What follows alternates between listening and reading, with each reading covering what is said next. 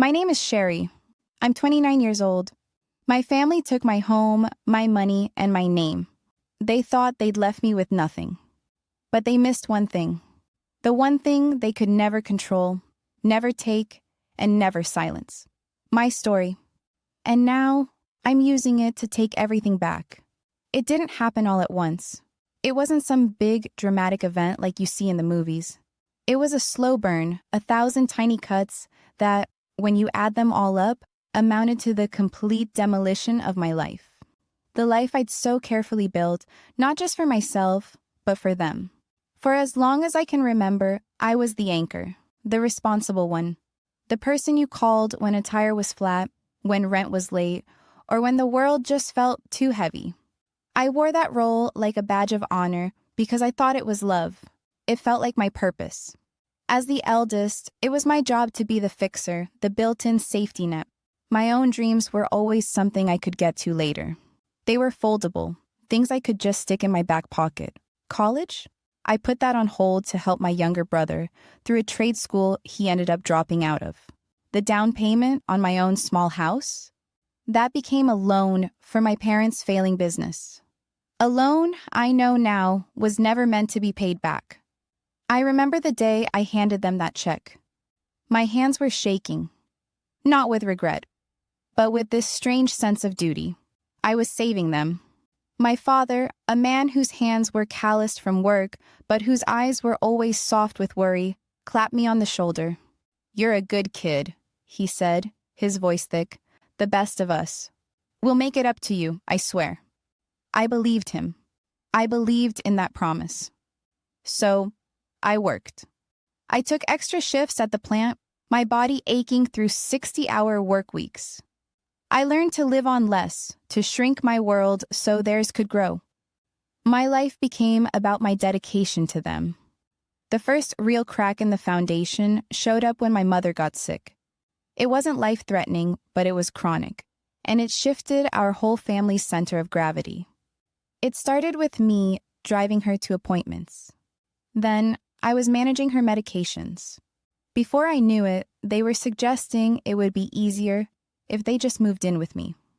My 2-bedroom house, the one thing I'd bought for myself with all those deferred dreams, suddenly felt less like my home and more like a community center. "It's just temporary," my mother assured me, her hand on my arm. Her touch used to be a comfort, but now it felt like a claim. Just until I'm back on my feet. It made sense on paper. But as they moved in, my life started to shrink even more.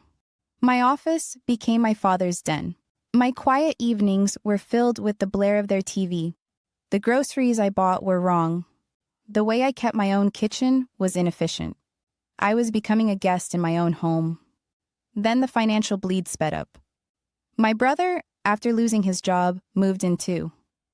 One day, he came to me with this sudden show of responsibility. "You're working so hard," he said, his voice smooth as oil. "The last thing you need to worry about is bills and paperwork. Let me take that stress off your shoulders." It was a brilliant piece of manipulation dressed up as concern. I was so bone-tired from the constant pressure that I said yes. I gave him access to my bank accounts. I handed over my passwords. I trusted him. It was a catastrophic mistake, born of sheer exhaustion. I just wanted someone else to carry the load for a little while. I didn't see the trap. Of course, the signs were there. They always are, looking back. My brother had new clothes he couldn't possibly afford. There were whispers of a new business my dad was starting. But when I asked, the answers were always vague. "It's an investment. Don't worry about it. We're handling it." They twisted my concern into an accusation, making me feel paranoid for not trusting them. The final betrayal was surgically cruel.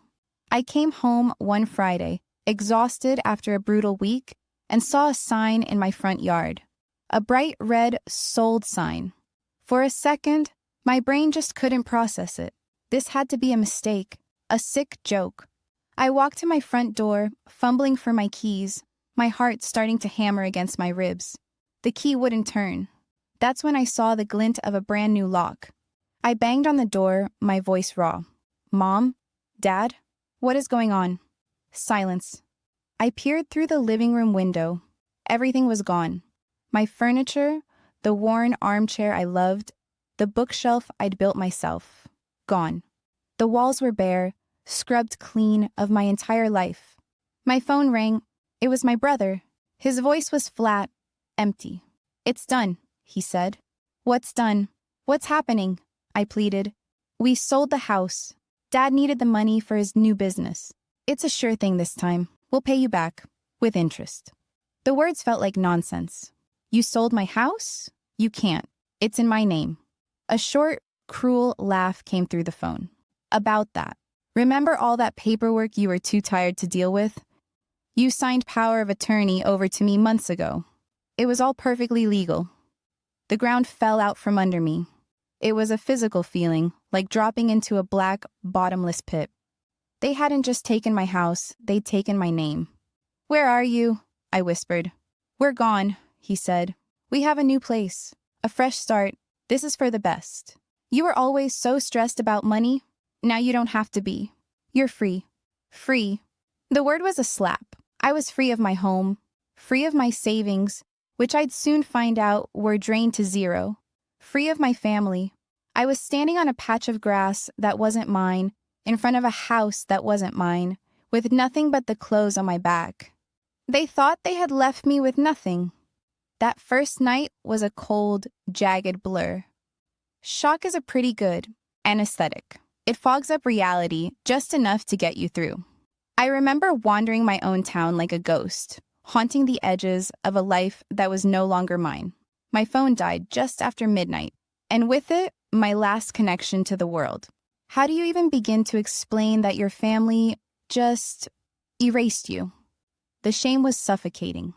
I ended up in a 24-hour laundromat, huddled in a plastic chair, pretending to read a magazine while the tumbling dryers provided a temporary distraction from the screaming in my head. The next few weeks bled into a grim routine of survival. I sold my grandfather's watch for enough cash to rent a room in a boarding house on the edge of town. The room smelled of stale cigarettes and despair, and the only window looked out onto a brick wall. It was a cell, a perfect metaphor for how I felt. I tried to fight back. I went to the police. A weary officer listened with a mix of pity and skepticism. "Power of attorney, you say? And you signed it?" He sighed. "This is a civil matter, not criminal. You'll need a lawyer." A lawyer. The word was a joke. Lawyers cost money, which I no longer had. I tried to reach out to my aunt, my mother's sister, but she hung up on me after calling me a liar. My cousin texted me, "Your parents told me everything. I can't believe you'd threaten them after all they've done for you." They hadn't just taken my things. They had poisoned everyone against me. They'd spun this whole story where I was the unstable, ungrateful villain. That was maybe the cruelest cut. Losing a house is one thing. Losing your place in your own family's history is a whole different kind of annihilation. I hit rock bottom. I lost my job because I had no address and no phone. I spent my days at the public library, not to read, but for the free heat and anonymity. I was surrounded by millions of stories, but I felt completely voiceless. Like my own story was a toxic secret I was choking on. And then one day, sitting in the suffocating quiet of the library, something shifted. I don't know why that day was different. Maybe I was just tired of being so full of rage. I grabbed a scrap of paper from a recycling bin and found a pen that had rolled under a table. And I started to write. I just wrote the story. I started with the sold sign. I wrote down my brother's exact words on the phone. I wrote about the smell of that boarding house room and the pity in the police officer's eyes. The words just poured out. It wasn't pretty. It wasn't poetic. It was raw and ugly and true. I wrote until my hand cramped and my fingers were sore. When I finally put the pen down, I felt something I hadn't felt in months. A flicker. It wasn't hope, not yet. It was a sense of myself. They had my house, my money, my car. They'd taken my reputation. They'd even used my own identity against me. But looking at those pages, I realized what they'd missed. They couldn't get inside my head. They couldn't take my memories. They couldn't take my story. That was the one thing I had left. They had written their version of events, a work of fiction where they were the victims. But I had the original manuscript. My pain, my experience, my truth. That was the source material. And they had no control over it. In that quiet corner of the library, I realized my story wasn't a burden or a source of shame. It was a weapon. It was a key. They thought they'd left me with nothing, but they'd left me with the most powerful thing in the world, the truth. And for the first time in a long, long time, I started to wonder what I could build with it. Realizing my story was my only asset changed everything. The despair didn't just disappear, but now there was a tiny flame of purpose in the dark. The question was no longer, why me? It was, what now? My first move was to become the archivist of my own life. The library became my headquarters. Using their computers, I started digging. I scoured old emails, cloud accounts, and social media.